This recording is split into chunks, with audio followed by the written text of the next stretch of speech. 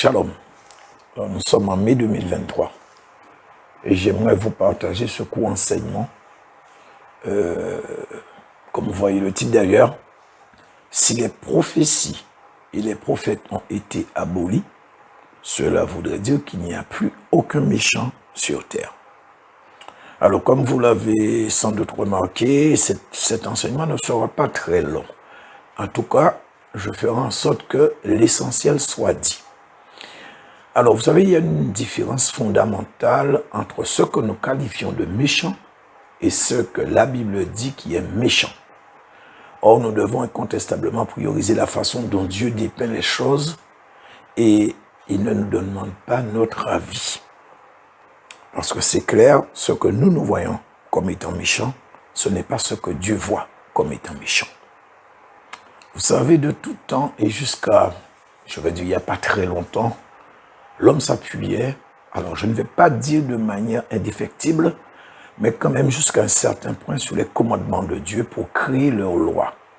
Sinon, si un tribunal condamne pour, par exemple, vol, meurtre, viol, etc., c'est que ça sort de quelque part.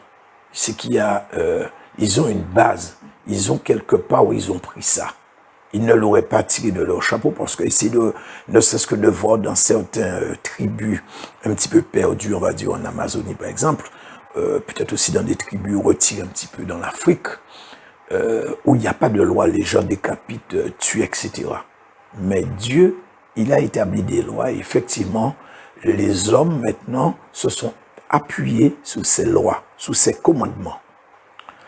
Nous avons vu et pouvons encore voir, quoique, bon, personnellement, je ne regarde plus la télé, ça je l'ai déjà dit, ça fait, depuis que je suis devenu chrétien, je ne regarde plus la télé. Mais, en fait, nous pouvons encore voir, jusqu'à maintenant, parce que même si ça s'est fait par le passé, mais nous pouvons encore voir dans certains films qui dateraient des années 80-90, enfin, en tant que je me souvienne, des films, des séries, et même dans la réalité même, dans les tribunaux, dans pas mal de pays quand même, où lors de procès, on demandait à l'accusé de jurer sur la Bible. Alors je ne sais pas, il y a peut-être des jeunes qui ne sont pas au courant, qui n'ont pas peut-être eu l'occasion de le voir, mais effectivement, on demandait à l'accusé de jurer sur la Bible, de dire la vérité, toute la vérité et rien que la vérité. Alors, il est loin ce temps. On pouvait aussi également voir dans les tribunaux une croix. Et c'était quand même assez en évidence pour que tous puissent la voir. Parce que bon, un tribunal, c'est un endroit où la justice était rendue. Alors, rassurez-vous, ce n'est pas un lapsus, j'ai bien dit était rendue.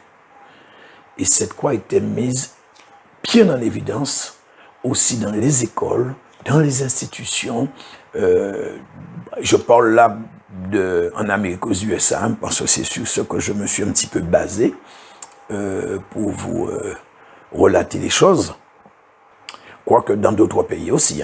Mais là, comme je vous ai dit, j'ai pris les USA comme base. Et selon ce que j'avais compris, ou j'ai cru comprendre, en fait, il voulait effectivement démontrer que l'Amérique était un pays vraiment où Dieu avait sa main dessus. C'était un pays béni par Dieu. Et d'ailleurs, c'était, bon, soi-disant un pays de justice. Quand vous entendez un président américain parler, à la fin, le bon nombre, je ne sais pas s'il continue à le dire, ça, oui, ils le disent quand même, mais plus rarement, que Dieu bénisse l'Amérique. Et même dans les élections présidentielles américaines, nous pouvons voir le nouveau président prêter serment sur la Bible devant tous. Donc, il prend l'engagement devant le Congrès, aussi devant le peuple. Parce qu'effectivement, maintenant, avec la télé, ça peut passer en direct. Et là, il s'engage à tenir compte de la Constitution, qui elle-même, donc cette Constitution, comme je le disais, se base sur les devoirs moraux, qui sont en fait le garant d'une justice et d'une égalité entre les citoyens du pays. Et aussi, c'est parce que ça base sur les principes bibliques élémentaires. Donc, c'est sur ce que s'appuie effectivement leur institution. Alors, c'est vrai qu'ils ne vont pas suivre à la lettre tout ce qui est écrit, mais certains principes bibliques basiques leur conféraient quand même une appartenance chrétienne. C'est bien pour cela que Dieu leur avait donné cette terre, tout comme d'ailleurs Israël, hein, dans les temps anciens, et effectivement, tout comme Israël, le temps et les assauts du diable ont eu raison de cette nation. D'ailleurs, ce que nous sommes en train d'assister, une décadence vraiment à l'extrême, le vote de lois iniques, des lois anti-bibliques, anti-Christ qui sont votées à tour de bras dans ce pays. Et pire encore, ils sont en train d'entraîner le monde entier dans leur folie en voulant imposer leur idéologie qui est dictée par le Satan lui-même. Et malheur aux pays qui ne veulent pas suivre, il y aura des sanctions. Voilà, suivre des choses iniques, des choses immorales. Voilà ce qu'ils sont en train d'imposer au monde. Donc, vous comprenez. Et effectivement, ce qui devait arriver, est en train d'arriver. C'est sur le point de... C'est pas sur le point. En fait, ce colosse au pied d'argile est en train de vaciller. Que dis-je? De s'effondrer au même rythme que sa décadence morale. Et que le fondement qui a fait des USA un pays solide est en train de péricliter depuis que certains des politiques ont retourné leur veste. Ils ont préféré faire allégeance aux malins pour la richesse, la gloire, l'honneur, etc. Mais on va dire aussi, c'est aussi la conséquence un peu, pas un peu, hein, c'est la conséquence d'une entrée fracassante de ce que moi j'ai toujours appelé les infiltrés. Donc ils sont entrés dans le système et ils sont là pour s'assurer que l'œuvre de leur maître adoré, le Satan, sera bien faite. Voilà leur but. Alors s'agissant du thème de ce jour, si nous nous référons de ce qu'a dit le Seigneur concernant les temps dans lesquels nous sommes, alors nous pouvons déjà faire pencher la balance sans parti pris dans le sens de la Bible avec un raisonnement très basique. Et pour cela, nous allons prendre Matthieu chapitre 24, verset 11. On nous dit, « Plusieurs faux prophètes s'élèveront et ils séduiront beaucoup. » Donc là, c'est le Seigneur qui parle. Hein. Il dit qu'il s'élèvera plusieurs faux prophètes. Alors, à partir de quoi on peut départager ce qui est vil, mauvais, contrefait ou faux? N'est-ce pas à partir de ce qui est bon, authentique, vrai? Oui, absolument. En fait, pour qu'il y ait faux, ça vous le savez tous, pour qu'il y ait faux, il faut forcément qu'il y ait vrai. Autrement, ça ne tient pas. En aucune façon, vous ne pouvez dire qu'une chose est mauvaise si vous n'avez pas son contraire. Qu'une chose n'est pas bonne si vous n'avez pas son contraire. Donc, vous voyez, ne serait-ce qu'avec ce petit raisonnement tout terre à terre, on peut déjà voir, ou plutôt avoir une idée sur la réponse du titre de notre sujet du jour. Pour qu'il y ait faux, il faut qu'il y ait vrai. C'est un principe élémentaire. Donc maintenant, alors que dit la parole de Dieu, la Bible sur le principe salvateur? Alors c'est un verset que tous vous connaissez, nous connaissons tous ce verset. Dieu a tant aimé le monde qu'il a envoyé son Fils unique afin que quiconque croit ne périsse point, mais qu'il ait la vie éternelle. Donc c'est ce que nous dit la Bible et c'est ce qu'est le principe salvateur de la parole de Dieu. Et pour que quelqu'un ait la vie éternelle, il faut qu'il soit averti. Et pour qu'il soit averti, il faut que quelqu'un le lui dise. Et pour que quelqu'un le lui dise, il faut qu'il soit envoyé. Et pour que quelqu'un soit envoyé, il faut qu'il soit désigné. Et c'est ce que nous dit d'ailleurs Paul dans le livre de Romains. Romains chapitre 10, verset 13 à 15, on nous dit, « Car quiconque invoquera le nom du Seigneur sera sauvé. » Verset 14. « Comment donc invoqueront-ils celui en qui ils n'ont pas cru? Et comment croiront-ils en celui dont ils n'ont pas entendu parler? Et comment en entendront-ils parler s'il n'y a personne qui prêche? Et comment y aura-t-il des prédicateurs s'ils ne sont pas envoyés? » Verset 15. « Selon qu'il est écrit, qu'ils sont beaux les pieds de ceux qui annoncent la paix, de ceux qui annoncent de bonnes nouvelles. » Parole du Seigneur. Alors, quiconque invoquera le nom du Seigneur sera sauvé. Et pour cela, Les gens doivent connaître celui qui a donné sa vie pour l'humanité. C'est ce que je vous ai dit tout à l'heure que vous connaissez, car Dieu a tant aimé le monde. Et il faut qu'il y ait des gens qui en parlent, qui prêchent cet évangile. Mais pour prêcher cet évangile, il faut qu'il y ait des envoyés. Bien que ce même Paul dit de prêcher l'évangile en toute occasion, bonne ou mauvaise. Mais dans des cas bien précis, bien spécifiques, quelqu'un sera désigné par le Seigneur pour aller porter sa parole, pour être averti, afin que cette personne se détourne de sa voie. Et c'est ce que semble dire, non, pas ce que semble, c'est ce que nous dit d'ailleurs le livre d'Ézéchiel, chapitre 33, versets 7 à 9. On nous dit, Ézéchiel 33, 7 à 9, « Et toi, fils de l'homme, je t'établis comme sentinelle sur la maison d'Israël. Tu dois écouter la parole qui sort de ma bouche et les avertir de ma part. Quand je dis aux méchants, méchant, tu mourras. Si tu ne parles pas pour détourner le méchant de sa voie, ce méchant mourra dans son iniquité et je te redemanderai son sang. Mais si tu avertis le méchant pour le détourner de sa voie et qu'il ne s'en détourne pas, il mourra dans son iniquité et toi tu sauveras ton âme. » Parole du Seigneur. Alors les versets 1 à 6, je ne les ai pas pris, vous pouvez toujours vérifier avec dans votre Bible. Alors Dieu a envoyé le prophète Ézéchiel parler au peuple. Et il lui demande de sonner de la trompette, car le peuple s'était détourné de Dieu. Oui, bon, j'allais dire c'est. Bon, effectivement, à ce moment-là, le peuple s'était, mais le peuple s'est toujours détourné de Dieu. Et il commettait abomination sur abomination. Mais dans les versets 7 à 9, il lui dit autre chose. C'est toujours dans la même optique, mais là, c'est bien ciblé, puisque là, il va l'envoyer avertir le peuple, et il lui dit, je t'ai établi. Donc, premièrement, Ézéchiel ne s'est pas établi lui-même. C'est Dieu qui lui dit, je t'ai établi. Donc, ça veut dire que Dieu doit établir. Et de là, on peut dire que quand même, Ézéchiel ne peut pas être le seul prophète. Après lui, il y a eu des prophètes, et il y aura toujours des prophètes, parce que c'est Dieu qui établit des prophètes. Donc Dieu l'a établi, il est sentinelle, donc aussi, comme je viens de vous dire, il est prophète, et ça, c'est un ministère qu'il a. Il peut y avoir aussi des prophètes, ça c'est sûr. Et regardez, Dieu va lui donner une recommandation assez sévère quand même, mais en même temps, très précise. Et il va lui dire, va dire aux méchants. Et nous voyons que là, Dieu a employé le singulier. Va dire aux méchants, pas aux méchants au pluriel, va dire aux méchants, au singulier.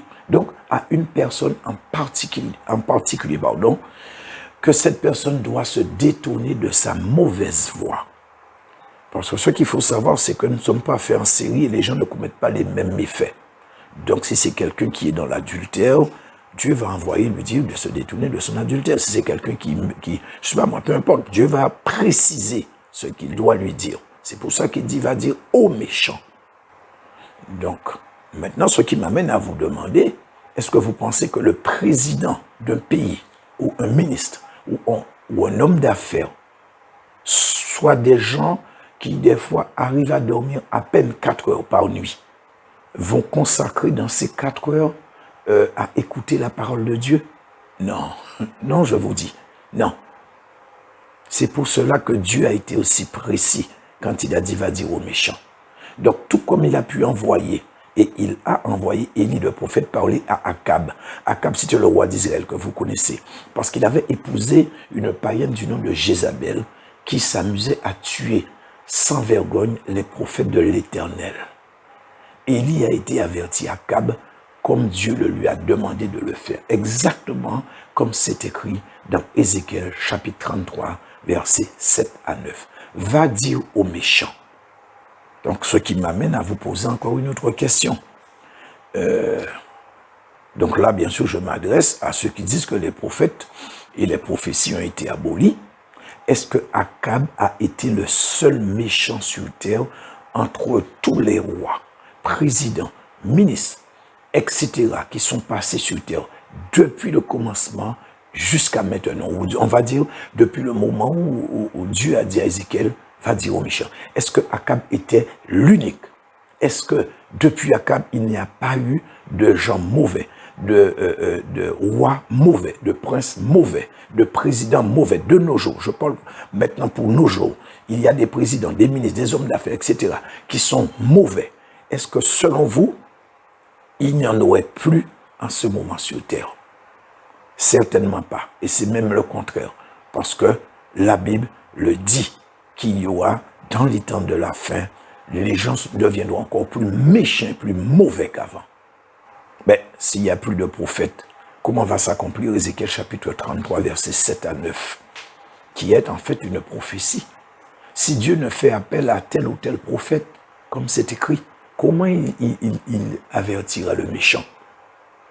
Comment de simples hommes ou de simples hommes viennent-ils raisonner avec la parole de Dieu et décréter de leur propre mouvement qu'il n'y a plus de prophète ou de prophétie, que cela a été aboli?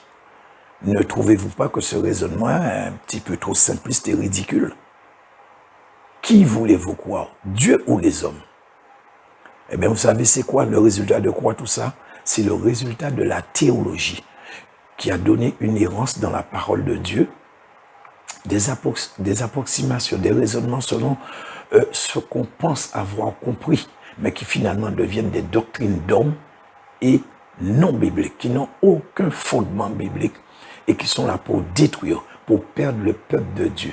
Et ça cause énormément de dégâts dans le camp de Dieu. Je vous dis la vérité. De plus, voyez ce qui est dit dans Ézéchiel. La parole qui sortira de la bouche de Dieu. Donc, c'est ce que Dieu va décider de dire. Donc, il ne faut pas, comme je dis, se baser uniquement sur ce qui est écrit dans la Bible. Parce que si Dieu a quelque chose en particulier à dire à quelqu'un, il va le lui dire et il va choisir un prophète. Il peut choisir autre personne, hein, mais il va choisir, comme Ézéchiel, un prophète pour sonner la trompette. Il va choisir un prophète ou une prophétesse.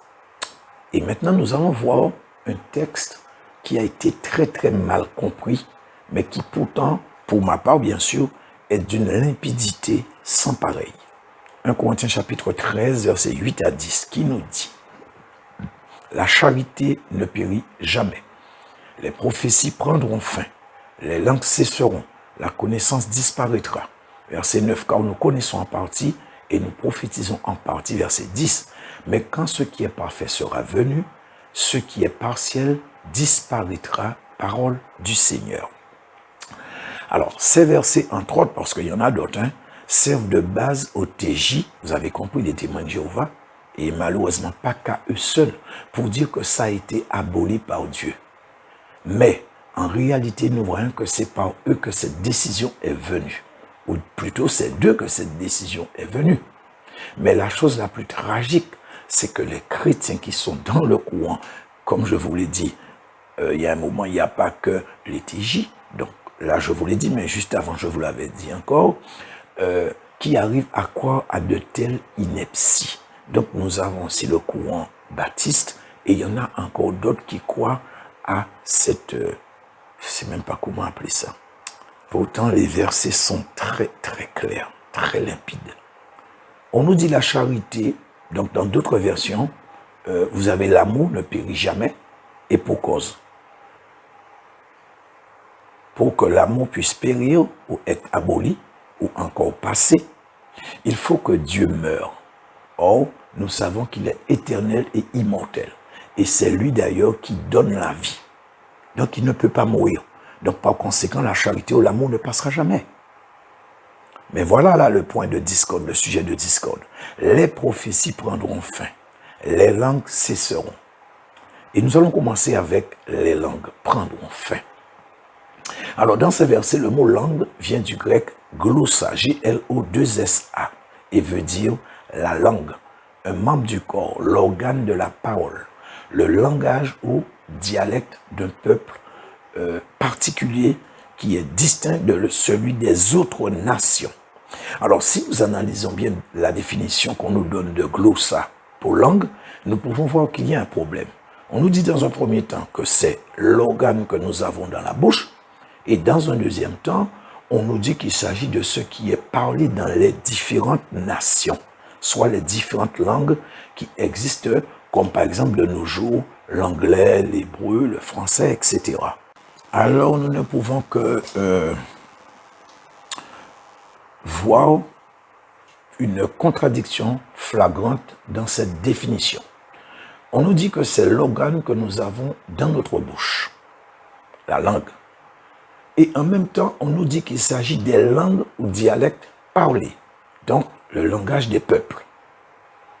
Alors, comment savoir de quoi il s'agit exactement sans risque de se tromper? Tout simplement en analysant le verset. Et je peux même vous dire que ce sera difficile de se tromper. Pourquoi? On nous dit langue.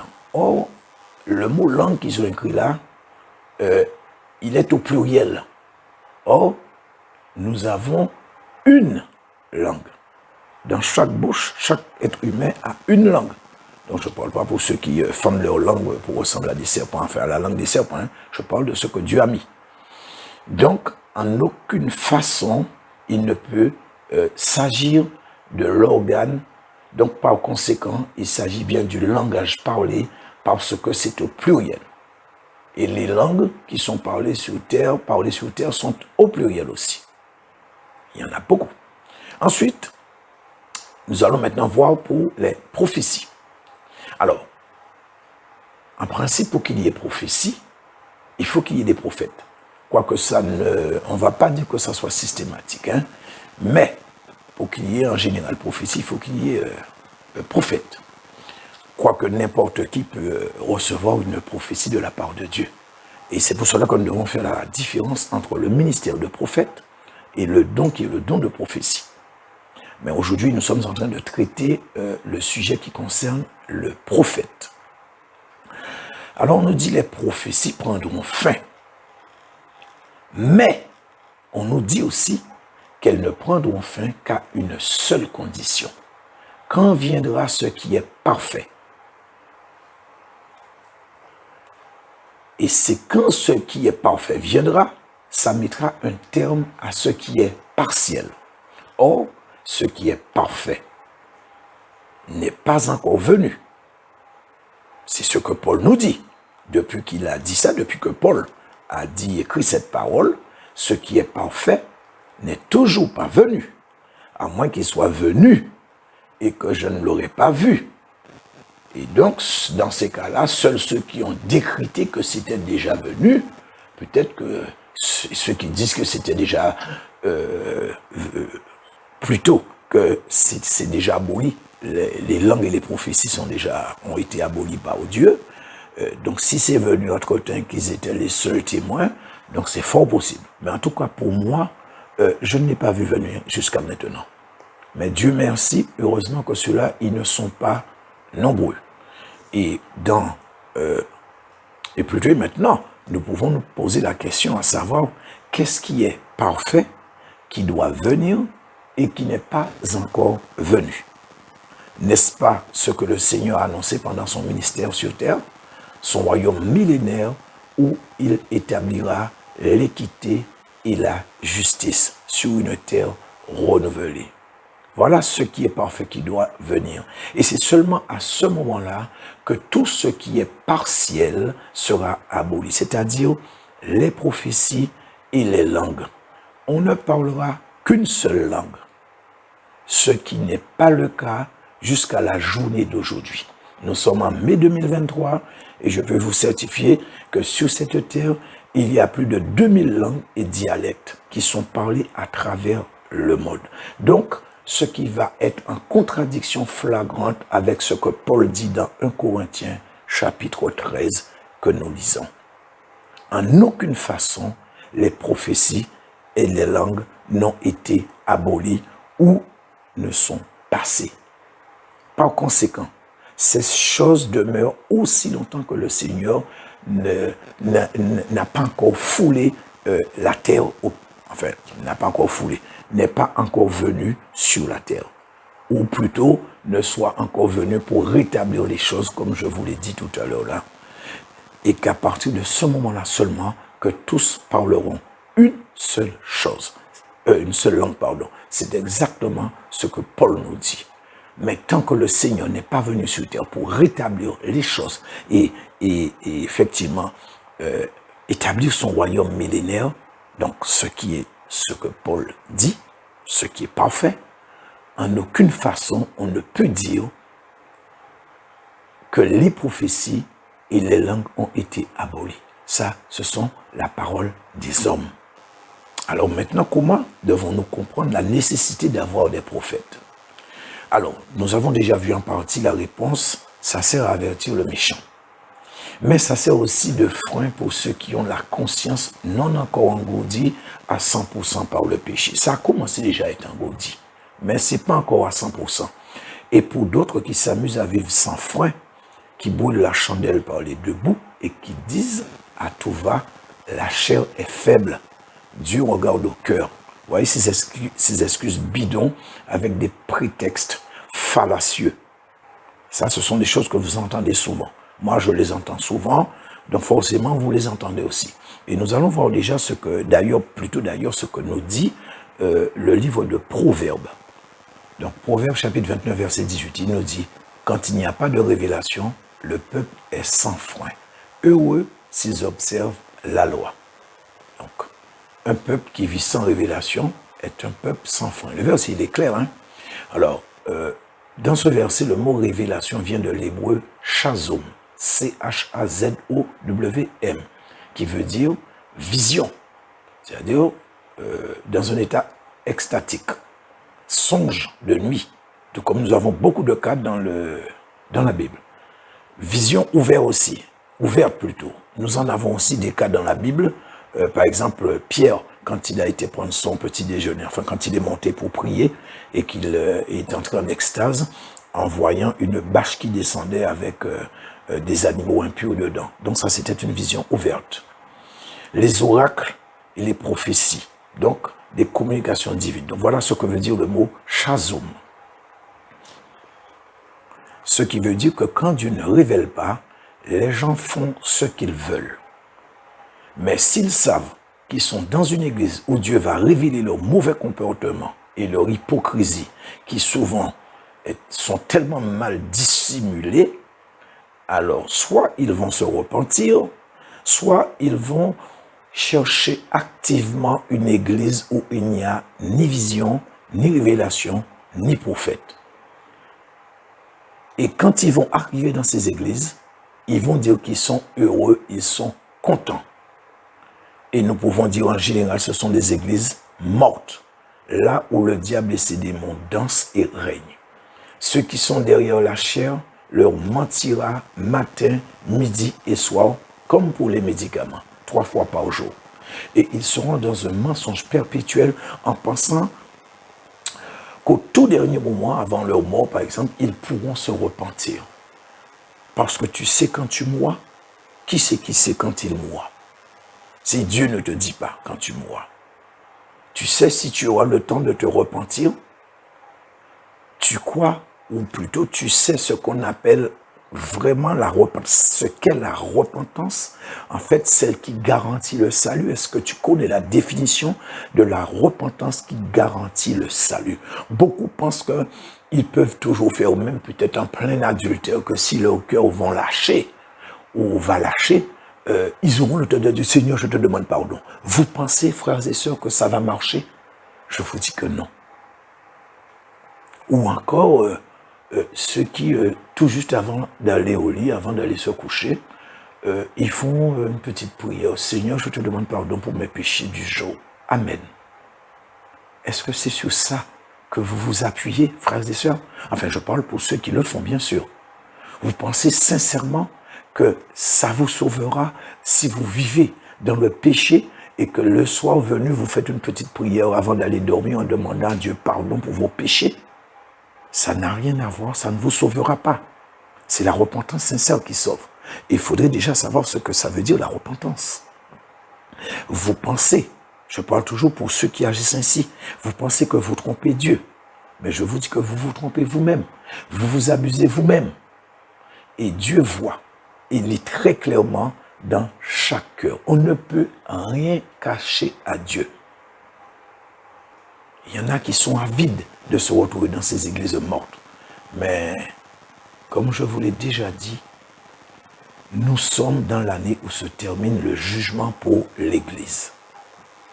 Alors, quand je dis termine, je veux dire par là que, selon ce que le Seigneur a annoncé à plusieurs reprises à ses prophètes, 2022-2023, année où nous sommes en ce moment, ce sont les 2 années qui se chevauchent pour le jugement de l'Église. Donc, c'est une année, mais ça se chevauche sur les 2 années. Donc, c'est l'année de jugement de Dieu, 2022 à 2023, pour l'Église. Il y a aussi pour le monde, mais la Bible est claire, le jugement commence par l'Église. Et il ne faut pas oublier aussi que Dieu dit dans sa parole, parce que nous devons toujours nous baser sur la parole de Dieu pour avancer des choses, il dit qu'il ne fait rien sans avoir au préalable averti ses serviteurs, les prophètes et bien sûr les prophétesses. Or, Dieu a averti déjà ses serviteurs, ses prophètes, que effectivement 2022-2023, année de jugement pour l'Église. Et je peux vous dire qu'il y aura des pleurs et des grincements de dents. Et pour terminer, pour finir, je pourrais dire que si la Bible dit, et elle le dit, nous l'avons lu, qu'un peuple sans vision ou révélation ou encore sans prophète est un peuple sans frein. Et quand dans le courant que tu es, en fait, je ne voulais pas utiliser le terme religion, mais dans le courant où tu es, là où tu rends à Dieu un culte, il n'y a pas de prophète, ou encore ceux qui ont le don de prophétie, alors pose-toi des questions. Car en aucune façon, Dieu ne peut fonctionner avec l'homme s'il ne se révèle pas à lui et s'il ne lui révèle pas les choses. Ce sera en contradiction avec tous les versets que nous avons lus jusqu'à maintenant. Et de plus, il n'est pas un Dieu anonyme. Ce qu'il a fait par le passé, il continue à le faire encore jusqu'à nos jours, frères et sœurs. Tu ne peux me dire qu'il y a un Dieu et tu n'as pas envie de l'entendre. Pour moi, quand on a peur d'entendre Dieu, ou on ne veut pas l'entendre, c'est que la personne a des choses à se cacher. La personne n'a pas fini avec le péché. Sache, mon frère, ma soeur, que quand ce qui est parfait sera venu, on n'aura plus besoin des services des prophètes, nous dit la Bible. Or, nous savons que ce qui est parfait, je vous l'ai dit, n'est pas encore venu. Donc, pourquoi te caches-tu dans les églises mortes?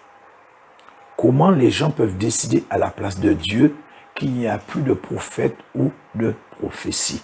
Qui c'est que vous voulez croire? La Bible ou ces gens-là? En tout cas, moi je vous dis, et c'est indéniable, les prophètes et prophéties sont toujours d'actu plus que jamais. Dieu est un Dieu prophétique et désormais, il ne te reste qu'à demander à Dieu de te placer là où il veut que tu sois. À moins que tu aies encore des démêlés avec le péché, comme je l'ai dit, et que tu ne veuilles pas qu'on le sache. Mais c'est pour ton bien que Dieu a mis des prophètes et des prophéties. Et c'est pour ton malheur que l'ennemi veut que tu rejettes les prophètes et les prophéties, ou que tu crois que c'est aboli. Mais ne vous trompez pas. Chacun devra rendre compte devant Dieu pour tout ce qu'il aura fait, tout ce qu'il aura dit. Est-ce que tu diras à Dieu, là où j'étais, il n'y avait pas de prophète, il n'y avait pas de prophétie? J'espère que tu n'auras pas le courage de dire une telle ineptie.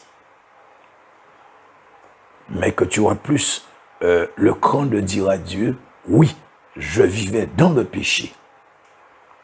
Je ne voulais pas me repentir, je ne voulais pas qu'on sache que je suis dans le péché, et j'aimais bien entendre Dieu regarde au cœur. Autrement, chacun fait comme il veut. Mon rôle s'arrête ici. C'est de vous dire ce qu'a dit ou ce que dit la parole, ce qui a lieu de faire. Et comme j'ai dit, chacun fait comme il veut. Voilà, frères et sœurs, ce que je voulais partager avec vous. Et que Dieu vous bénisse et vous aide à comprendre la portée de ce message.